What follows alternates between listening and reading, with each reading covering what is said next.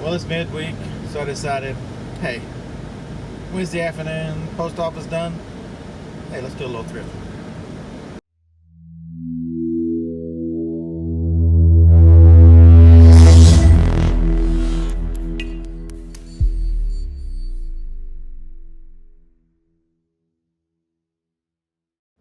Well, all right, friends, subscribers, internet strangers. Now, this is take number like 5 now because I'm so irritated with the person who just ran a red light, tried to kill me. Eating on a phone, running a red light. So anyway, 3, 4, maybe at least 4 thrift stores a day, maybe 5, and then I have to go home and do yard work before listing. Today I want to get that desktop and the laptop both up. The laptop is the one I bought at a yard sale a few weeks ago. It's completely running all the updates. It's good. It's worth 100 and probably 180. The desktop, same thing. It came from a estate sale. It was the one for $5. It didn't have a hard drive, so I stuck the hard drive from the laptop that was supposedly bad in the desktop, and I had a hard drive, so I stuck on the other laptop. So they both are now running. They're both downloaded Windows 7. It's a pretty easy thing to learn how to do, guys. You can make money on electronics and computers, even if they don't have hard drives, because each computer comes with a COA, certificate of authenticity for Windows. Most of them do on the bottom of them. That allows you to re-download Windows, that version at any time, and put the 25 characters in as numbers and letters, and it'll validate your copy of Windows. So the computer without a hard drive, no big deal. You just need what's called an ISO copy of, and you can search for them online. This is Windows 7. You can get them from Windows 8, Windows 10. Basically, that's just an image of the operating system. So it'll install it from most of the time from an ISO file. If you put it in the drive, you might have to do something as simple as when your computer starts up. You have a couple options where you can press whatever, F2 or F8 or F10. Each computer is different, but it'll tell you to enter setup or enter BIOS. You just need to enter the BIOS and tell it to the first thing it needs to look for an operating system on is the floppy drive. Some of the newer computers don't have floppy drives, and you need to do it from a USB memory stick, which is not bad. They're the same process, but because you want it to boot wherever the ISO copy is, that's where you want it to boot first, and then once it boots there, it'll bring it into Windows and ask you, do you want to install a copy, or do you want to repair the copy you have? And since the hard drives I put in they were blanks, there was not a copy to repair, so you just install it, and it's going to ask you which of the formats you want it in, drive C or drive D. Drive D is almost always the backup. It's a partition. That's what it's going to ask you, which partition you want it in, and tell it to go. And it's as simple as that. And at some point through there, it'll ask you to verify your time zone, enter a username and a password, which I just put a generic user and no password, and then the time zone, and then I punch the code in, and then once you connect it to the internet, it will validate your copy of Windows, and then it'll start downloading all the files, all the updates. And if it's an older copy like Windows 7, it had 100. Each one of them had 191 updates.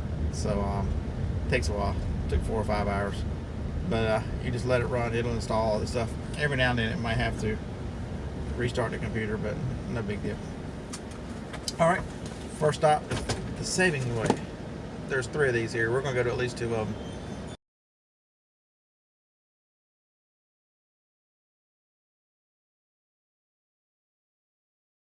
So welcome to the Savings Way. This is a Christian-based thrift store. We're looking here at their kitchen stuff. They've got some utensils and stuff, nothing of interest. All of their glassware and everything is in this first room. This thrift store has 2 rooms. The Dippin' Dots, that was popular a few years ago, but that was open. It's just old thermoses and cookware. Nothing exciting here. come down to where their electronics section is in this back corner here, and kind of flip through the bin to see what's in there. There's a few older players, a bunch of VR stuff, old cameras. None of them are name brands. Worth MP3 player, another camera that was a Samsung, I believe. That's a generic guitar. It's not a Guitar Hero or anything exciting.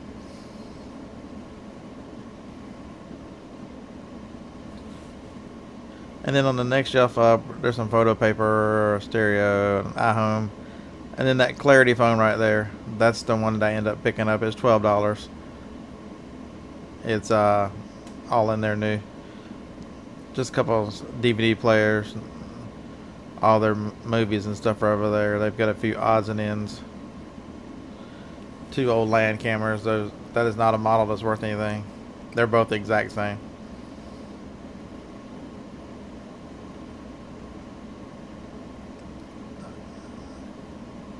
Couple printers, nothing exciting.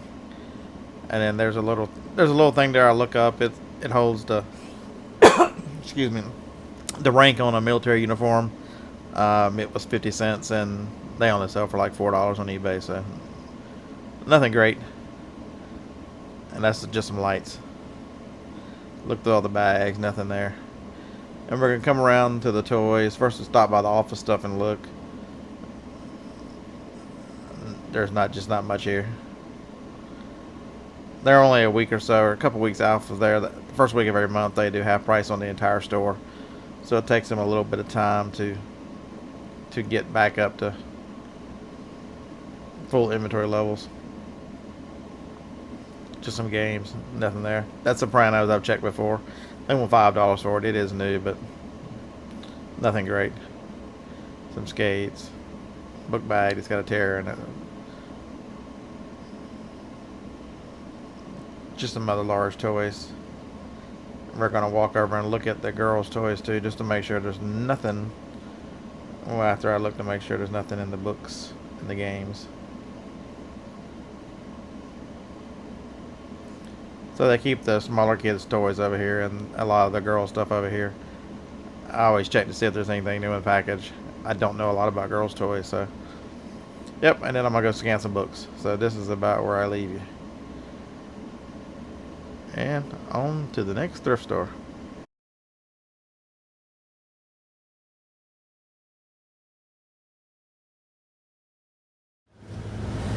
Okay, spent $15.25 at that store. I got 2 books and the phone. Not all cordless phones are created equal. That one is a Clarity. If you see the brand Clarity for cordless phones or phones, they're worth looking up to see what they're worth. I just sold one of those. Actually, I dropped it off to the post office today. It'll be in next week's look what I sold video. They are for hearing impaired, so they have lights on them, and their volume is much louder than normal, so that people who use them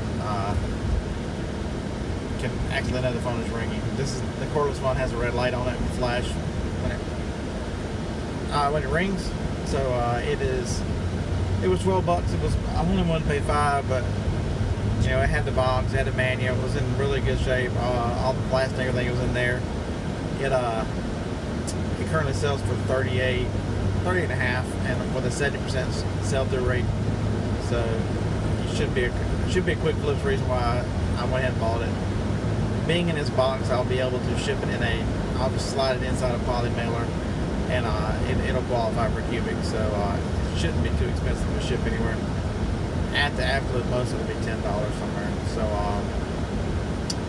So that's that. The 2 books, I was using the scanning app, Scout IQ. They both popped up in the green. I scanned a bunch of books and had 2 that scanned green. So one was a Dave Ramsey book, and the other was a book about oil paintings. For the most part, most novels are going to be no. So you can do more of the travel, the lifestyle, biographies, the textbooks, those kind of books, location books where you're at. Those will sell okay. So those are the ones, you know, if you have a limited time, I would scan or start to scan. But you know, paperback novels and stuff is a dime a dozen. The more current novels, or even there were some Sarah Palin books and, you know, other political books like that. You know, they're not worth a lot because they're such high distribution. All right, so on to the next one.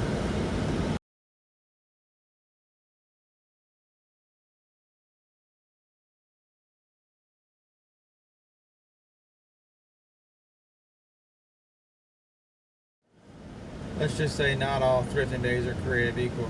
That was a big fat skunk. But you know what that means?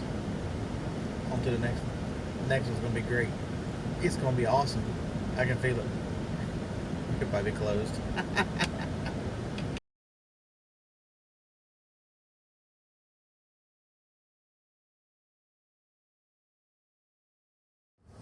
Alright, that'll be another strikeout. Some days are just like this. Don't worry, this estate sells tomorrow. We'll go to them. I think there's 4.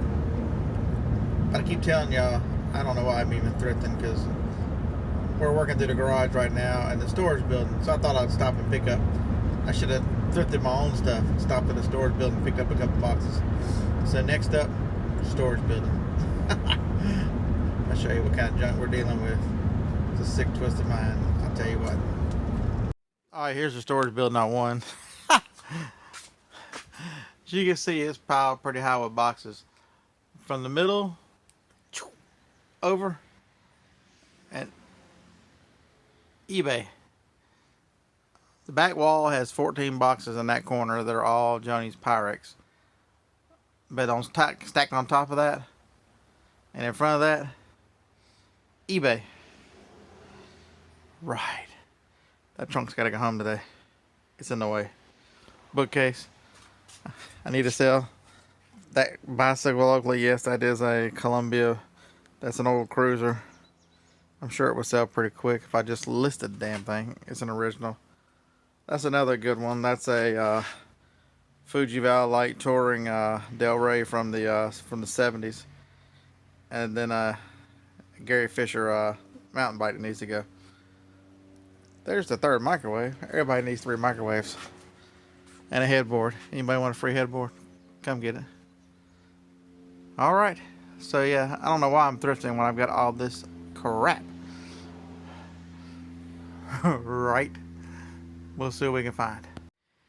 Alright. So I lied. Look at this great thrift haul. There's a laptop in there. All this stuff free.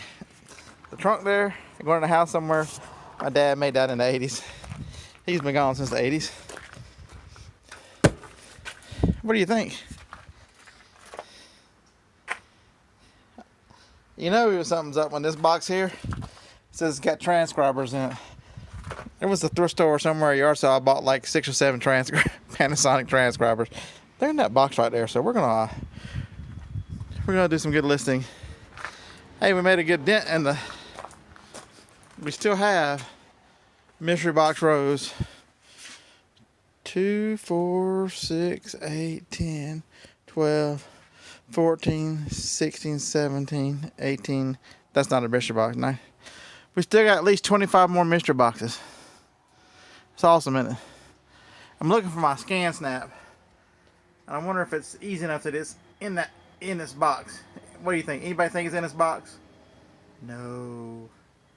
No. Alright, let's see. So while sourcing my own stuff, you know, my storage building, I even found a pair of my sunglasses that I didn't even remember I owned. They've been in the building so long. This stuff's been in storage for. We moved here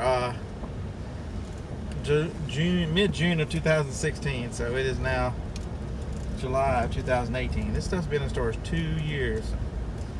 So, old school bearded or the man in blue shades? Tell me in the comments below. My vote is the man in blue shade. So I can't be the only one with a big pile of crap still sourcing. Anybody else do that? Anybody else continue to source for 2 years with stuff that I had stored in another warehouse for at least another year? If y'all ever want to break into my storage building, it is a good story. Country fella runs it. He's a real nice fella. This is right down from the house. He said, I set the gate code up so you never forget it. I'm like, all right, how am I never going to forget the gate code? He said, he looked right at me with a straight face and said, it's 30-30, just like the gun. Even if I hadn't been here since a year ago. 30-30, just like the gun. You gotta love Alabama. Roll Tide, baby. Alright. Hi, everybody. Last time you saw me in the video, I was on my way home from the storage building. I don't know if I showed you the van or not, but the van has 8 boxes in it. 7 or 8 boxes. Full of stuff that I've already purchased, so we're going to get to work on that. And I just told you I was going to do a yard work. The yard bit back, so I won't be as active tomorrow and on the morning show with answering chat. I'll answer through video, but I won't type as much because I'd already done the whole yard and I got the trim mower out and I was going around the edge of the house and I turned by the edge of the house and caught my hand on the power box. It bled and bled and the sink, and I was trying to clean it up and trying to get it stopped. Looked like somebody died in that sink. It was so bad. So Johnny was going to help me put a Band-Aid on it, and she looks at it. Oh, I'm getting queasy. I think I saw bone. You need to go get stitches. So since I'd been sweating and carrying on, I took a shower and with this thing with one hand. So that side is probably not as clean as this side, but that happens. And we get there at what, 7:40. I'm like, I think the dock of the box closes at 8. Oh no, you can see that's the homemade job there because they close at 7. And Johnny tried to convince me to go to the merch room to get stitches, but that ain't happening. So yeah, so just wanted to let you know in the morning why, if I'm not answering like I normally do via chat, it's because I can only type with one hand. Alright, well so does anybody else have the same issue I have out thrifting, even though you've got tons and tons of stuff because that's what you love to do? And my brain is still thinking about estate sales tomorrow and maybe going to Nashville on Friday. Just because, what else have I got to do? Right. Alright, so I'll see you tomorrow at the show. Thanks for your support. Thanks for everybody tuning in and watching this. And then tomorrow at the estate sales. It's going to be awesome. Alright, let's see if I can get this turned off with one hand.